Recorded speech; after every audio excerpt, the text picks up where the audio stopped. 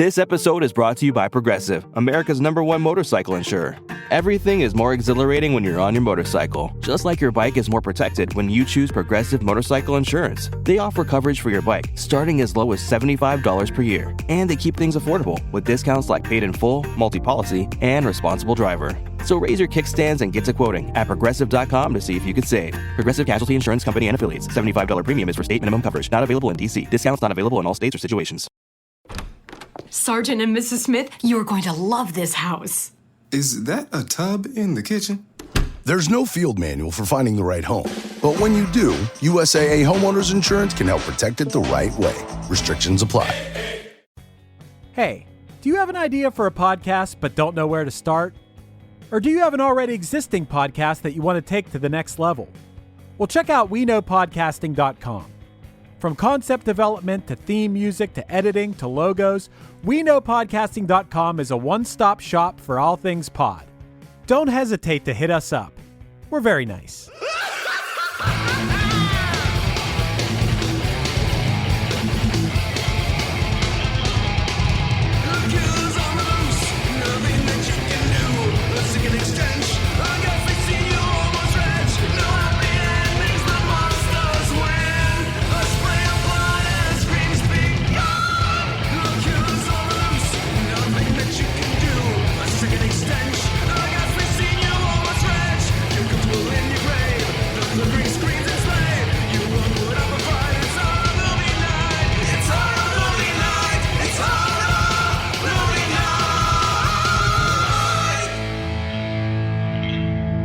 Everybody, and welcome to another episode of Horror Movie Night. This is the How Did It Take Us This Long edition, and we are talking about Event Horizon. Scott, I think we all considered picking this for many, many years. We even did it as one of our old school, like, hey, let's watch movies for 12 hours on Twitch live streams, specifically the one where Brian was almost dead asleep because of some airplane issues. Oh, man. I absolutely forgot, because, like, Megan, I was like, Megan, we watched Event Horizon. She was like, which one is that? And I'm like, oh, it's Hell in Space. And you know, Sam Neill and blah, blah, blah. And she's like, I guess I remember that. And I said, yeah, it's really good for the first hour. I actually forgot that we watched that in that live stream when Brian was here. But you know why you forgot that we watched that during the live stream? That was the movie that was on when we went outside to take the photos. Oh, okay. I don't feel so stupid. I'm going to put this out there. Obviously, I don't think we can do it in time for episode 350 because that is quickly approaching. But I think this summer, it's time for us to, if we're not going to do a ton of conventions still, maybe it's time for us to all converge to one location for a live stream event or something. I think that'd be fun. Absolutely.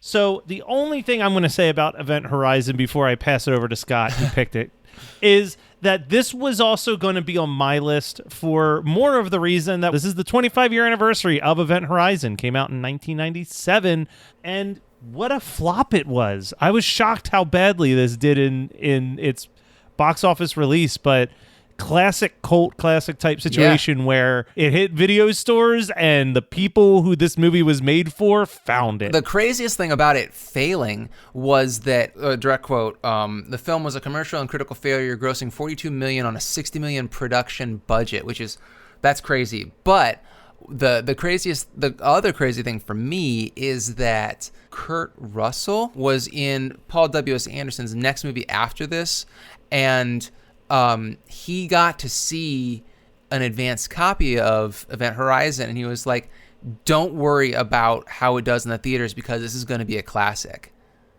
And he was right. I mean, but the thing about this is that it was rushed. Like, writing of it was rushed. The production was rushed. The editing was rushed. That's why Paul W.S. Anderson lost, so he did his original director's cut, and it was too long. Apparently, it was like 2 hours or 2 hours and 10 minutes or something. 2 hours and 10 minutes. Yeah, is what I read. yeah. That's a haul. And well, I mean, I would have been fine with that because, like, I think that it needed that, and I'll get to why in a minute here. But the studio hated that cut, and maybe like test audiences hated that cut, so he cut it down to an hour and 32 minutes. I mean, like something. It's really, really short in my opinion for all the high concept that you get out of it. Like, 'cause it's a high concept sci-fi horror movie. I mean, like, I think that it really the pacing is so good for the first hour, and then it falls to shit when it becomes a slasher in space, which is also the same problem that happened with Sunshine, which came out, I don't know, maybe a decade after this. I think that this movie is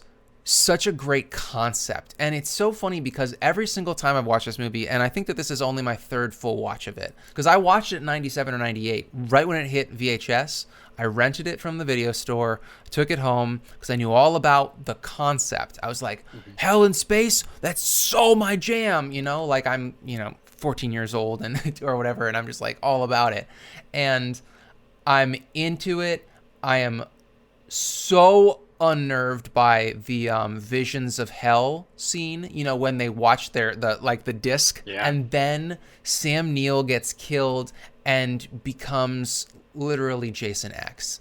And I remember in my innocence being like, why did this movie stop being good in that last half hour? And as an adult, I'm like, oh, it's because I feel like somebody or some panel of people at the studio were like, you know what this needs? It needs more action. I think I read 4 different times between IMDb and Wiki that the gore was so uncomfortably extreme and that people fainted during test screenings by how graphic it was, that was all of the first stuff to go. Yeah. So I feel like you're right. It was building up to something that we never fully get in the end. So we're just getting like the bits and pieces.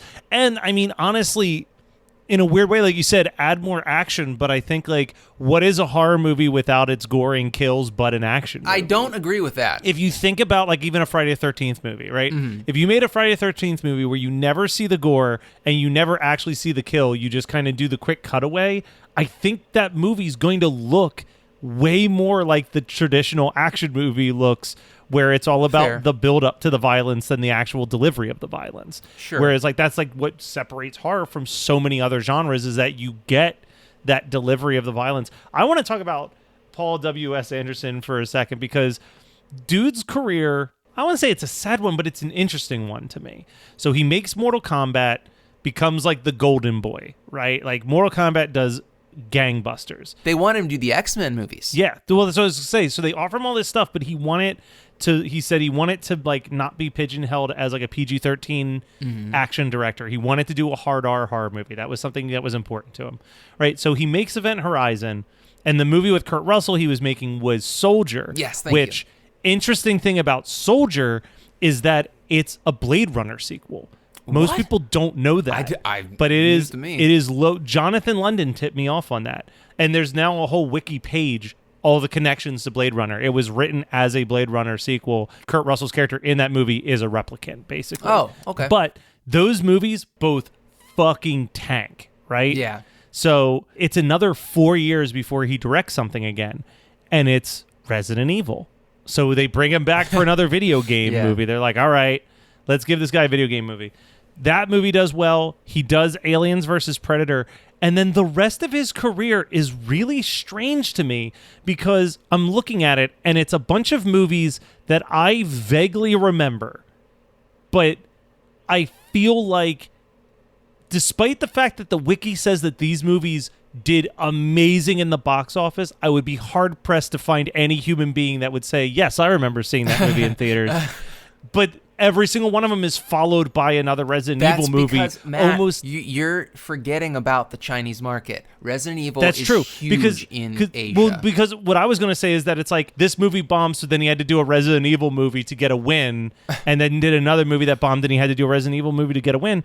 But all 3 of the movies that I thought bombed did double their box office, and it was the Death Race remake with Jason Statham. Yeah. The Three Musketeers movie from 2011. Oh God, that movie's and Pompeii awful. from 2014. It's the Asian market. This is the dude. best Paul W.S. Anderson movie Jesus. by a mile. But well, it's also because Philip Eisner is the name of the guy who wrote, or he pitched and then wrote the treatment for Event Horizon, and he hasn't done as much. He definitely, I mean, like, it's because I checked out Paul W.S. Anderson's IMDb, and it's very interesting how your reaction was compared to mine, because mine was like, dang, he must really like working with Mila Jovovich. And then I'm like, oh, they're married. Oh, they're married. But then Philip Eisner, I read his IMDb, and it's very sparse. This is Philip Eisner's elevator pitch for Event Horizon: The Shining in Space, which is not bad. I mean, like, I think that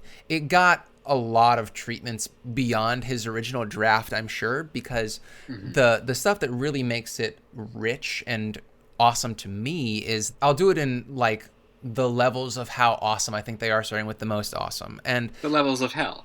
Well, in reverse. So if you're like ascending from hell.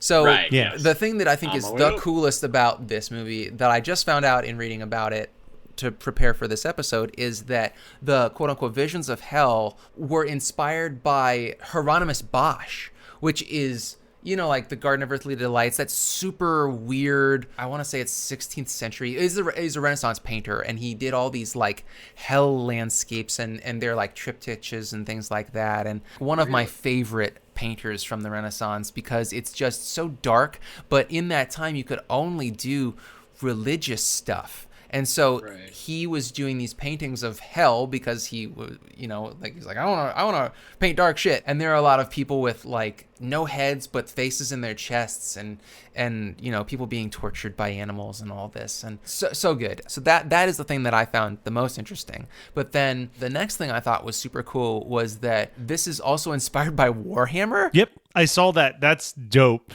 Yeah. Well, so specifically weird. Warhammer 40,000. Yeah. The space version of Warhammer, because Warhammer traditionally is more of like a D&D type game. It's high fantasy. And Warhammer 40K is like, it's the sci-fi version. And I was shocked because I had no idea that Warhammer predated Event Horizon, because that was, I remember people playing 40K. Like, I remember the little figures and stuff like that. And it just felt like that was a high school thing for me, not a would have ostensibly been an elementary thing for me to inspire this film. But then the other thing I loved was that they originally had the gateway drive be like this giant, smooth, featureless black orb. Then Paul W.S. Anderson, he was like, no, let me redesign it to have interlocking circles. It's supposed to be the puzzle box from Hellraiser, which is wild. That's awesome. And then also the last and most obscure thing I found out about this, inspiration-wise, is that they literally took a sound from Doom, the video game, and used it as the sound when doors open in it. It's the sound when doors open in the original video game. Oh my god. Isn't that wild? Okay. Yeah, it absolutely is, because my stepdad used to play Doom all the time, and I was enamored with it. But I was also a child. Like, I don't know. But no, dude, that's crazy. Of course, it's just like more video game inspiration from Paul W.S. Anderson. Yeah.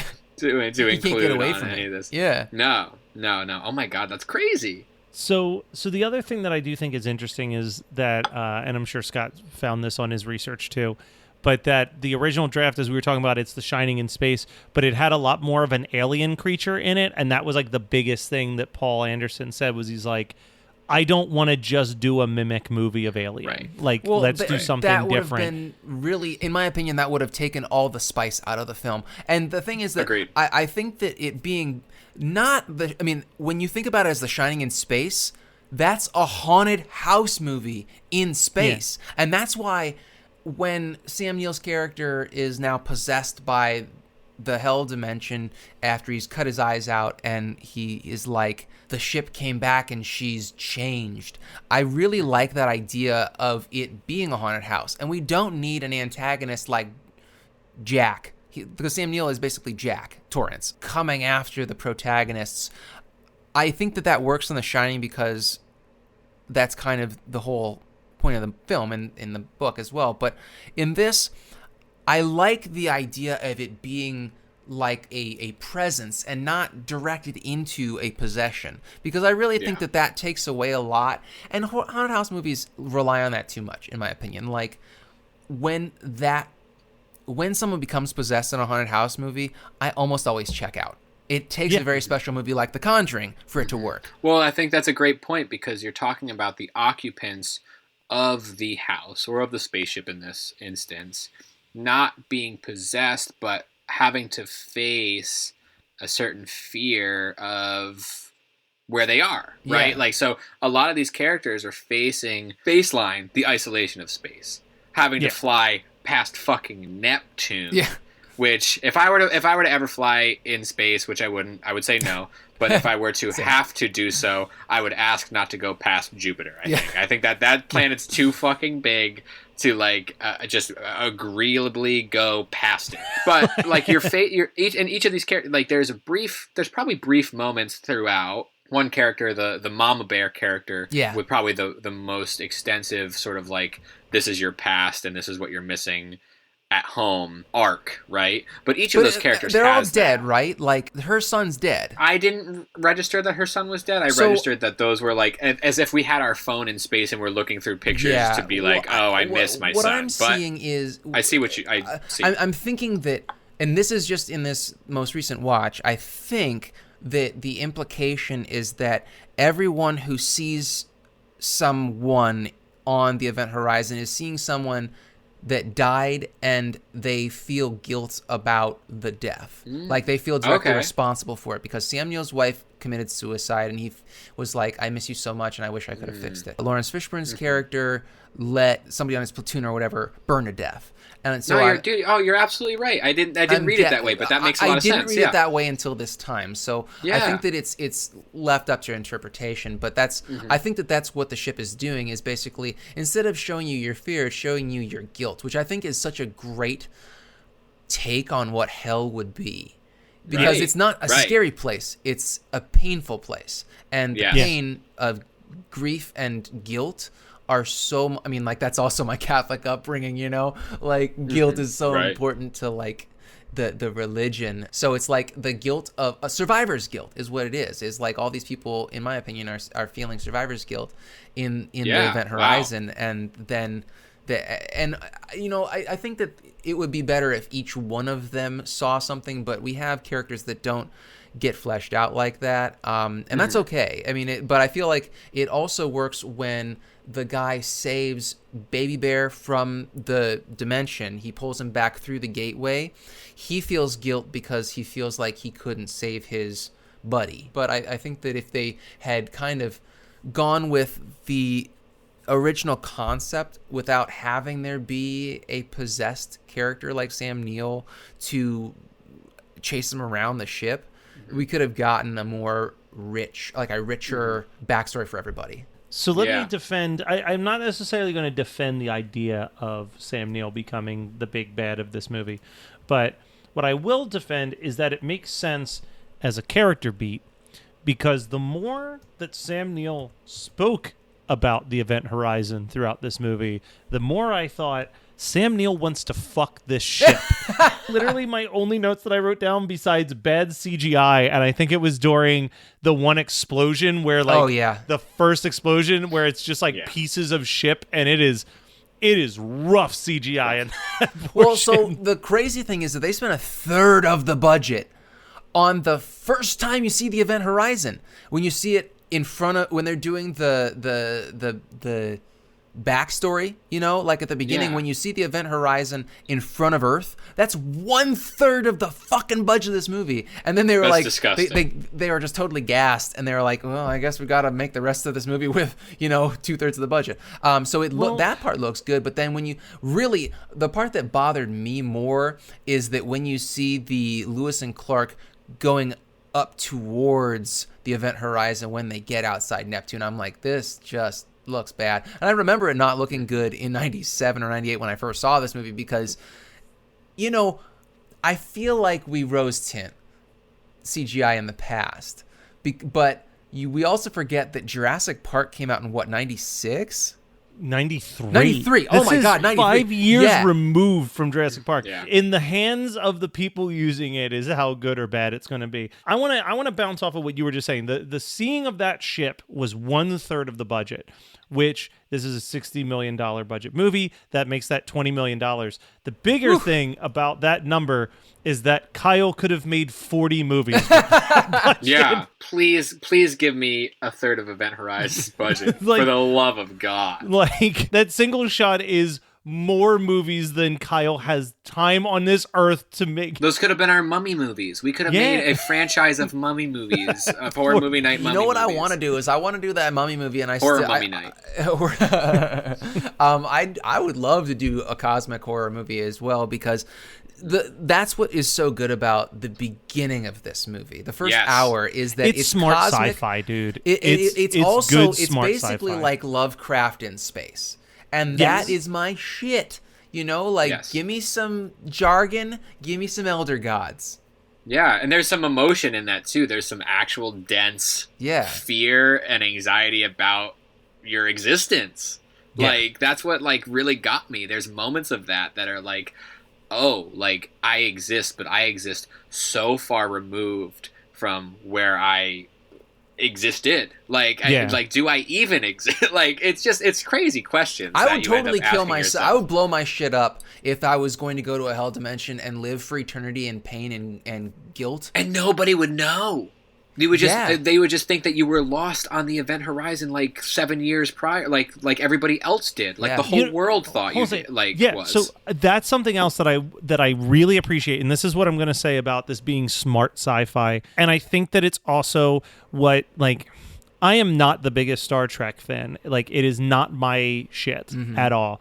But I appreciate that it is smart sci-fi. What I like about Event Horizon that I never thought about until this viewing is the fact that when he says we're going to get the Event Horizon, they actually fucking know what it is, right? Like, they don't have to have it explained to them. And I know that seems stupid to point out as like a smart thing, but it's like, how many fucking horror movies or sci-fi movies yeah. or anything has characters had to be explained something that should have been the biggest known news? Yeah. That makes sense to me, that it's like, oh yeah, like if a thing just vanished, everybody would know about that. You wouldn't have to have any It exposition. was the most. We It get was it. the biggest space disaster too. Is what it said in the Yeah. in the exposition right, at the beginning. right. Yeah. So like we wouldn't even. I don't even think you would have needed that exposition in the title if they just reacted that way. But because Yeah. it's such an uncommon choice, I'm sure that the studio was like, In you gotta put all '97, these their yeah, like- exposition world building was in its baby like infancy. Right, Like right. you know, it's Yeah. not. No, we were gotta all spoon-feed dumb it to idiots us. watching movies. Yeah. Like they Yeah. needed to tell us what was happening. And so this is going to be a weird comparison, but they were rushing this movie because they wanted to get it out before Titanic. Everyone Right, knew that yeah. Titanic was going to be massive, right? And I feel like the fact that Titanic is a thing in existence when they're making this movie is kind of important, because again, the Titanic, we're only like 2 or 3 years removed from when they first finally found where the ship was, like 50 years after it happened, and it was huge news. So I'm Right. wondering if that helped his case. Like, you know, like half the people who were even alive when this thing first sank are no longer living, and it's still big news that we're discovering this Yeah. thing. So 5 years removed from when this shit disappeared, everybody would still know what it That would was. definitely. I feel like that Yeah. would definitely be a point in the column, like if he had to defend it for sure. Yeah. And it doesn't. You know, it does feel like it comes with some caveats, but I do. No, that's a great point. I do like that a lot, because we just. I don't know. We just trust that crew now. Like, we don't Yeah. have to be dumb. Oh yeah, the second that a character was like, "What's the Event Horizon?" all the credibility on that ship is gone. No. Well, but it's only strengthened because they see the Visions of Hell video, and Lawrence Fishburne hits stop and goes, "We're leaving." It's unintentionally hilarious, but also exactly what a real person would do. They'd be like, "Fuck Yes, this, I'm yes. out." You know? Yeah, his character is so great because he does truly lead like a captain, right? yeah. Like I don't know. I think that I have a problem with with spaceship movies. Well, because the generally. captain's always some evil asshole that's like doesn't care about his crew, and that is never the actual case in most military situations. Right, and this truly feels like it's pitched like the American military would have a captain commander, and his crew follows such. You know what I mean? It's like this idealistic way of approaching it, and it works because it's also space. So Yes. it's like nobody knows anything about. I mean, even though in this time period they know some things about some things, we as an audience don't know anything about anything. So we also need that captain to be in charge to get us through what's happening here. Quick pitch. Yeah, let's talk beer real quick. One thing led to another. It's got its spaceship going on here. It feels very Commander in Chief on the Event Horizon from Beard in Stonington. Love it. But all that to say, I think that like I was really impressed. I don't know if I had seen a Lawrence Fishburne movie. Like I didn't go back and Matrix. look through his. I never saw Matrix. Oh, wow. Yeah, which puts me in a weird. I don't know if I should You be ever watch Pee-wee's Playhouse? I don't know if I should be a white millennial male in America, having not seen Matrix, but I am there. You've seen Dream Warriors, right? Oh yeah, okay, all right. So we're just That was back when he was Larry Fishburne. That's not a huge part Not a for huge him. name. No, and like, but I thought he did really well, especially having to opposite Sam Neill. At the who top of his game. Top of his game, like and especially top of his horror adventure, like big name game, right? Like, That was so we're like talking Jurassic Park. 1993. He became a household name, and then he just Right. was untouchable. And I am shocked that they got him for this and that it didn't do well. Right. Like, and I feel like this could be not a downfall. He didn't go anywhere per se, but it's like, he did his stint. Well, he did and then have Event Horizon happened. Well, but then Matrix was 2 years later. Mm-hmm. And really, I'm actually kind of shocked as I'm looking at his IMDb credits. I don't think I realized how much voice work he ended up doing instead of acting roles. Oh, that's If you can right. do that, do the fucking, like go the VO, like do cartoons, Yeah. do all that. Do it. There's more than you would think for him being a voiceover character, is what I'll say. This episode is brought to you by Progressive, America's #1 motorcycle insurer. Everything is more exhilarating when you're on your motorcycle, just like your bike is more protected when you choose Progressive Motorcycle Insurance. They offer coverage for your bike, starting as low as $75 per year. And they keep things affordable with discounts like paid in full, multi-policy, and responsible driver. So raise your kickstands and get to quoting at Progressive.com to see if you could save. Progressive Casualty Insurance Company and Affiliates. $75 premium is for state minimum coverage. Not available in D.C. Discounts not available in all states or situations. Each week on the One Hit Thunder podcast, we welcome a special guest to come take a deep dive into a one-hit wonder artist with us. And together, we decide if that artist brought the one-hit thunder or was nothing more than a one-hit blunder. You can find One Hit Thunder anywhere that you listen to podcasts, so hit that subscribe button and join in on the fun each week. Scott, it's 1997. You're walking into a video store. You're looking at the aisle. No, I'm not in 1997, buddy. Okay, whatever year it is that you're looking in the 2020. video store. 2020. What video what are you renting? I'm going from the height of the heavens to the depths of the sea. It's the same movie, just reskinned, underwater. And it's really funny that you were talking about Titanic because it's also underwater. But Underwater with Kristen Stewart is still one of my favorite recent horror movies. And if we're talking about cosmic horror, that's literally a Cthulhu movie. So, Yeah. I mean, that is... I actually, we have been talking about double features for 7 years almost at this point. This is one that I feel like I would literally do. I feel like I could sit down and because they're both very short. They're both. Yep. I think that Underwater is 80 minutes. This is a 3-hour experience easily, including problem. a piss break in the middle. Yeah. And it would be so good. I legit thought that Scott was going to take my answer until the words Underwater came out of his mouth. Not quite the exact same movie. Almost, But though. for I know what whatever you're going for. reason, when I was thinking of Event Horizon, I kept also thinking about Deep Rising. Yep. The Event Horizon Deep Rising double feature. just seems to write Bad itself. CGI. Yeah, no, that tracks. That tracks. I think for me, I have a really rough toss-up because the concept of hell and how I don't know, it didn't totally hit home for me in Event Horizon the way I wanted it to. Sure. You know what I mean? This was my first viewing, so Oh. I was pleasantly surprised. I really, really enjoyed it. But I also felt like the hellscape could have been emphasized a little bit more. So please forgive me or allow me, either way, to do two. Sure. One would be Jacob's Ladder if you were feeling very Wow. like if you feel like you needed to really dive into the psyche of what was happening with the Event Horizon crew, or because I think that there's a purgatory aspect, there's a real hellish fear, and like that's where you live forever, which I feel like would be what happened if you were on the Event Horizon and you succumb to that issue. But the other one would be Hellraiser 2.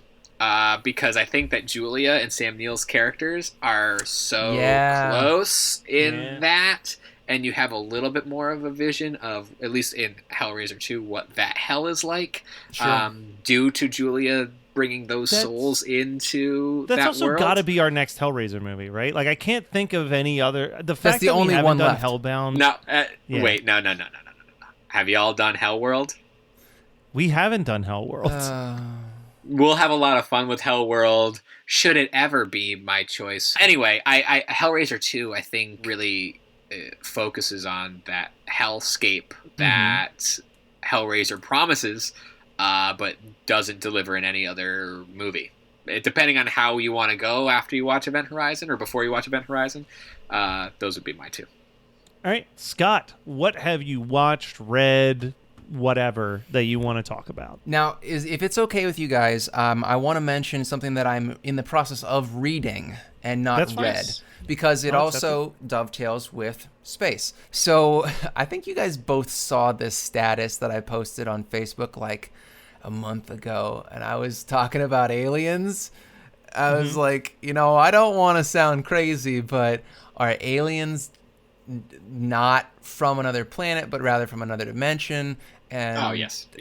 So basically, like, demons or aliens or ghosts or demons or aliens. Like, it's all, tied together. And hauntings are basically the same thing as alien abductions, etc.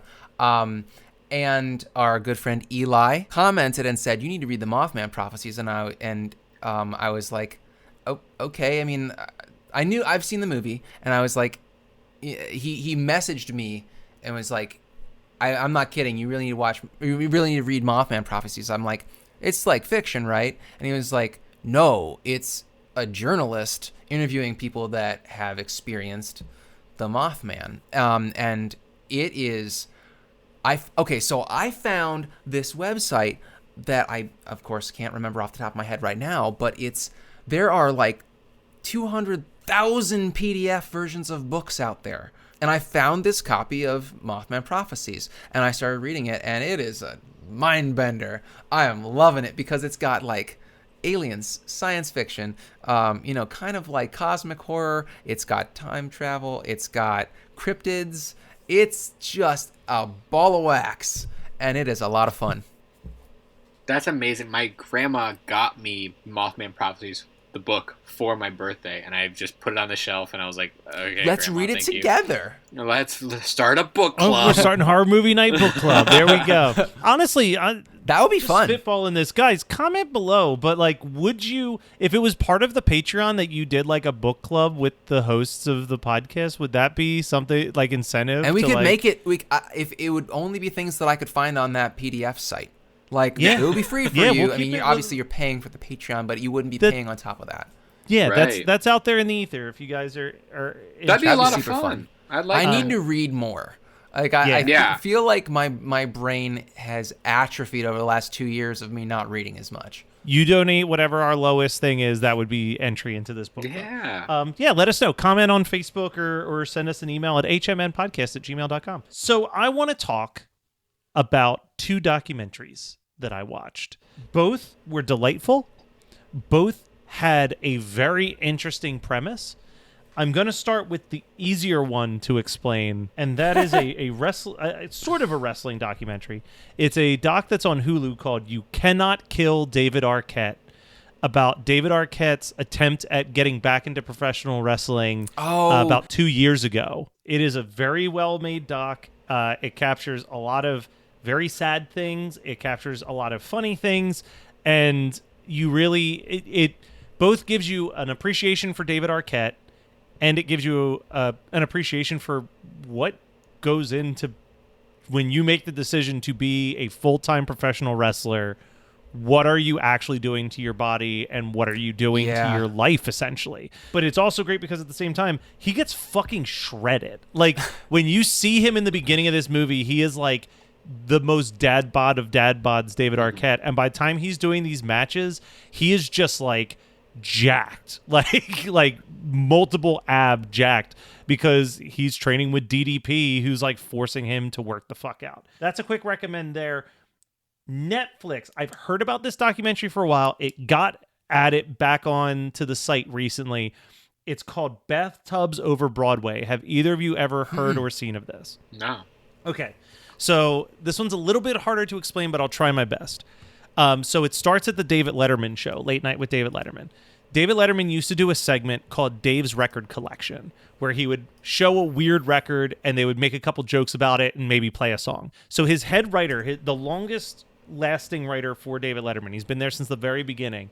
One of his jobs was to travel around New York and go to record shops and find weird records for this segment. So while he was doing that, he finds a record called The Bathrooms Are Coming. And he was like, all right, this seems like this fits the bill. So he buys it, and immediately he's looking at the record, and it says, like, gift only, do not sell, like, not for public consumption. And he puts the record on out of curiosity, and it's literally a full-blown Broadway-style musical about how to sell bathroom supplies. And he starts trying to learn more information about it. And basically in the 60s and 70s, during that Mad Men business sales era, when they would do these yearly sales conventions, they would pay millions of dollars for actual Broadway performers to write, record, and perform a one-night only Broadway show for the sales team about the company that they work for. And then with some of those things, they would give them like a complimentary soundtrack album. Yeah, but then we as have those some people, of those. Yeah, as those people died, their families didn't know what the fuck these records were and just sold them to record stores. So now, like, amongst the record collecting community, they're like a hot commodity because there's only a very finite amount of them. So it's basically about how this writer from David Letterman became obsessed with trying to own every single one of them, but also, like, really cares about preserving them. And, like, became friends with the writers of the songs, became friends with some of the actors and actresses in the songs. So it's him interviewing them about, like, what their experiences were back in the day doing this stuff. And apparently now in, like, New York, like, once a month, he puts on a show where, like, he brings up these singers and they, like, play acoustic renditions of the songs from the shows and, like, sign albums for people and stuff. It reminded me a little bit of, like, Best Worst Movie, where you're kind of watching a movie about somebody who thought that they made a very disposable thing that no one would care about, and, like, finding out that there's, like, this gigantic audience. Well, not gigantic, but that there's a very specific audience that loves and cares about it. So, and that's another, it's like an hour and 20 minutes on Netflix. It's a quick, easy watch. Some of the songs are fucking catchy as hell. Yeah. So, like, I've heard some of them. I can't remember if this was a podcast. Bizarre Albums talks about it a lot. Okay. That's how I heard about the documentary. Yeah.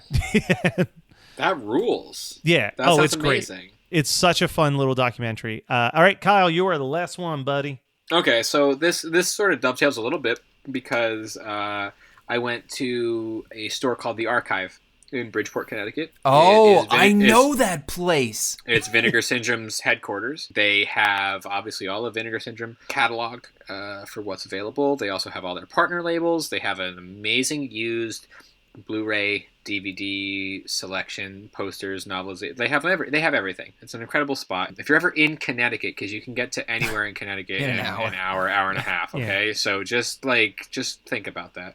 And yet you still get to have two senators. fucked yeah, up. thank you. But they also have, and they just renovated. So upstairs they have an amazing selection of records, and in the basement they have a shit selection of records. But they also have an amazing selection of VHS tapes. And so my wife, my son, my best friend Jeanette, and I went over the weekend, and we bought a couple things here and there. But one of the main things that we bought, and which we collect often, are VHS tapes of what we consider Christian cringe. So Bible Man was a big one in our household. We know about this because of Stephen Bay from Analog Jones and the Temple of He Fame. loves collecting also the same loves stuff. Bible Man. Yeah. Fantastic. So Bible Man, Gingerbrook Fair, and Some then we McGee and stumbled Me in there. So, we don't have any McGee and Me yet, but we came across a movie called The Buttercream Gang. Oh, I've had that VHS tape. My mom ordered it in the mail for us one time. I don't think I ever watched it though. The fucking smile.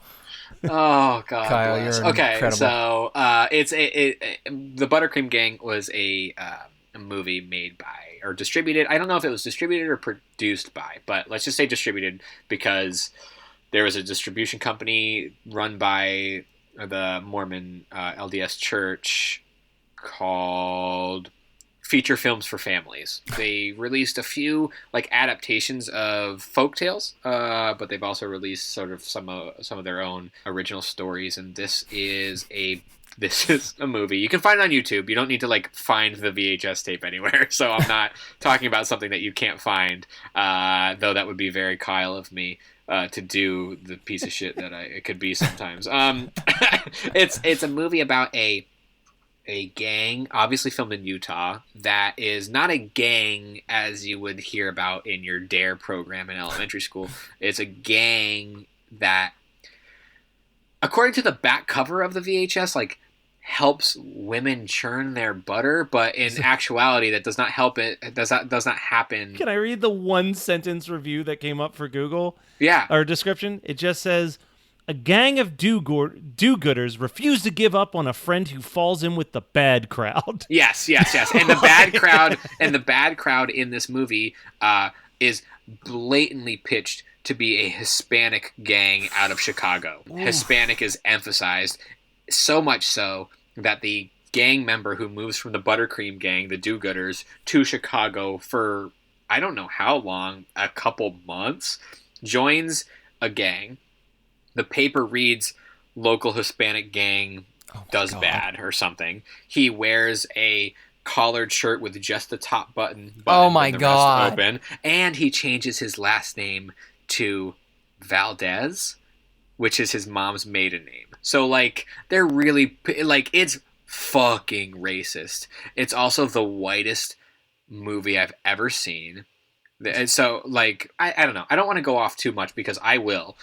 So I'd like to just say if you are interested in the way that, and it's not even Christian cringe. I mean, we're talking Mormonism. We're talking like an actual Christian sect. So we're talking a couple steps in a different, very like specific the family tree of Christianity is a little, it's a branch over here, right? So like we're talking a very specific branch of it. Sure. However, there's a lot of overlap, and if you're interested in religious family content that is not yours, I would highly recommend watching it. It did feel like I was in a portal to another dimension, and I was like, oh, there's literally families that only watch films like this. Yeah. Like there are families and groups of people that do not watch any other they also homeschool their fucking kids. They also exactly, and all the whole gang were little chunky white kids, and it's so funny because there's a whole segment of them playing baseball,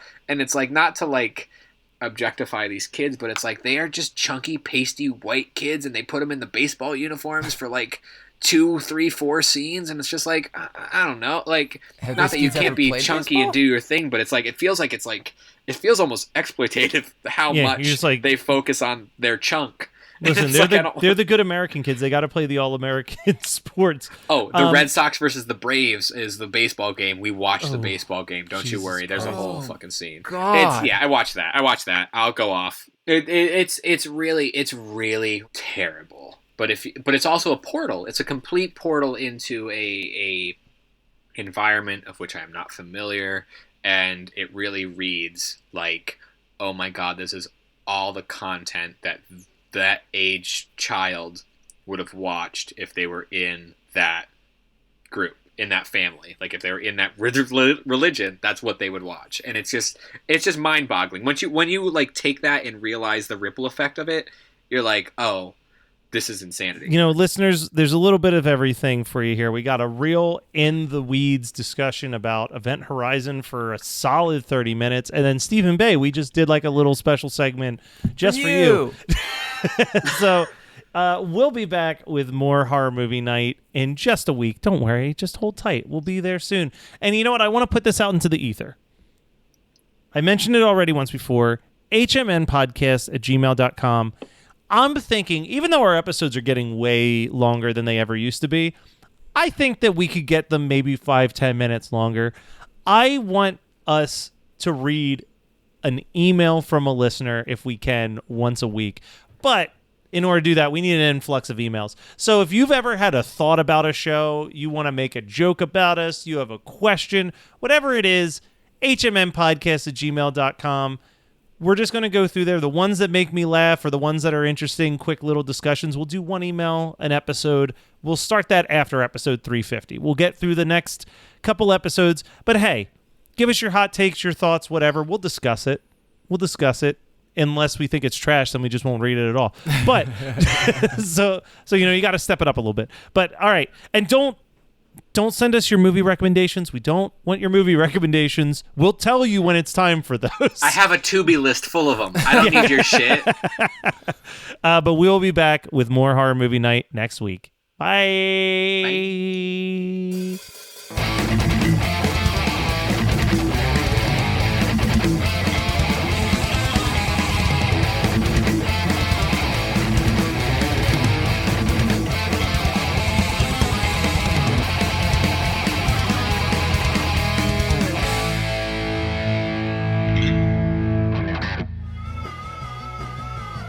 You're listening to the Geekscape Network.